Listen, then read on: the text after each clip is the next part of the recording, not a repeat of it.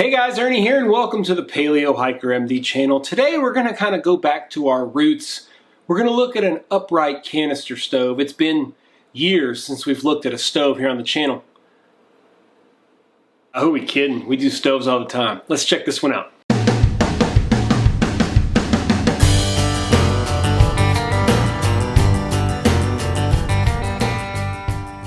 Upright canister stoves are basically stoves that you screw right onto the top of your isobutane canister.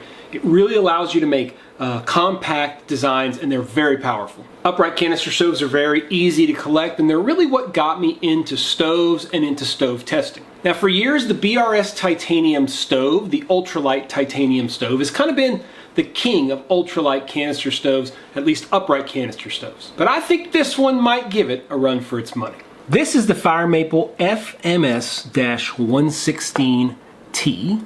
See it right there. Let's get it out of this pretty interesting carrying case. The dimensions folded are 2.5 by 2.6 and unfolded like this is 4.25 by 2.7. Weight is 1.7 ounces. Very, very lightweight, made out of titanium, made in China. The power is 9,600 BTUs and the price is $39.95. I mean, this thing is super lightweight, 1.7 ounces. Pretty impressive. Does come with this very cool hard plastic case. Very simple but effective stove. Let me take you guys outside. We'll take a look at the flame pattern and then we're going to boil some water, and we're also going to compare it with what I think is its biggest competition, which is the BRS Ultralight titanium stove.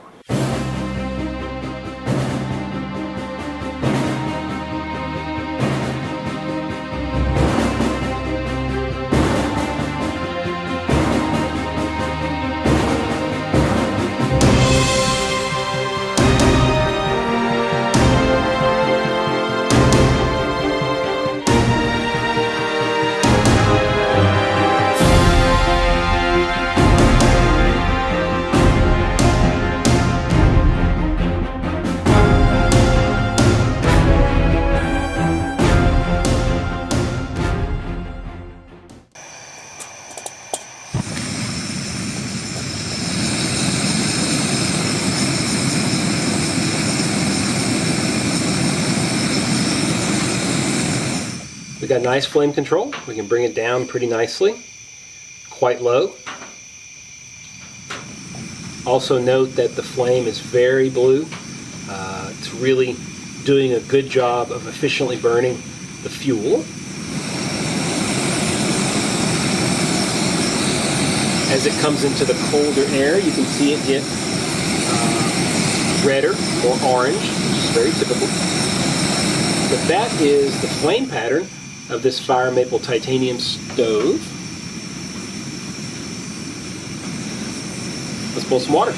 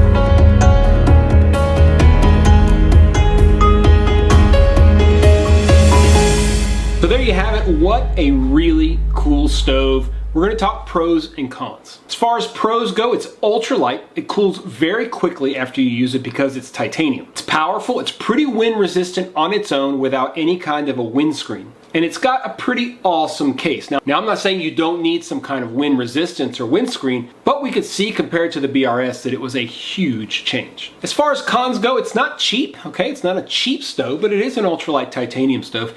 And the pot supports, they look a little bit flimsy, and I think if you're not careful, you could easily snap one of them off. So just to review the times and how much fuel was used for each of these stoves. The Fire Maple without wind took 2 minutes 19 seconds. Now I will note that we started with pretty hot water. Just it's the water that's coming out of the tap here at the cabin that I'm at. It's what I got. So I'm not surprised that the boil times are pretty fast. But like I said, it took 2 minutes 19 seconds to get the water to a boil, and it took 10 grams of fuel to do it. When you added the wind, the Fire Maple took 5 minutes 7 seconds, and it took 21 grams of fuel. So quite a bit more fuel. The BRS took 2 minutes 48 seconds and also 10 grams of fuel to get 2 cups of water to a boil with no wind. And once we added the wind, it really suffered, took 6 minutes 55 seconds, and it used 25 grams of fuel. That is a pretty significant difference between the two when it comes to wind resistance. Almost 2 minutes longer and 4 grams more fuel. My main issue with the BRS Ultralight stove has always been its susceptibility to the wind, and I think we proved today that this one, even though it's a little bit heavier, it's still very lightweight. Really is a good option if you're looking for an ultralight stove because it performs better in the wind. That said, although it is lightweight, it is double the weight of the BRS and quite a bit more expensive. So the question is for you, do the pros outweigh the cons with the BRS versus this Fire Maple? For me, the answer is yes. I like the Fire Maple more. It's still very lightweight, and I just like the design more. Having that wider flame really helps in the wind. This is a difficult test because I have wind directly or a fan directly on these flames. You could see them really suffer. It's unlikely you're going to allow your stove to suffer in something like that. If you're someplace where you're going to get super high winds, I don't think you're going to take one of these stoves with you. You'll probably take some kind of a white gas stove, something that's going to work a lot better in the wind. Or the Soto Windmaster. So what do you guys think? What do you think about this stove? I thought it was pretty cool. I think it is worth the money when you look at it. I really like the case that it comes with. I think it's a little bit different, so that's kind of cool. Not sure if you guys are aware, but I have an entire playlist on stoves, so make sure you check that down below. Do me a big favor, guys. Stop right now.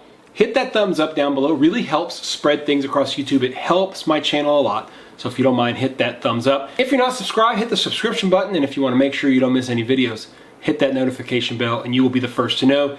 First night here in Arkansas, just outside of Elizabeth, Arkansas, enjoying my time. Gonna finish up a few more videos, cook some dinner, watch some football, and enjoy things. As always, guys, I appreciate you checking out the Paleo Hiker MD channel. Stay tuned for more videos soon.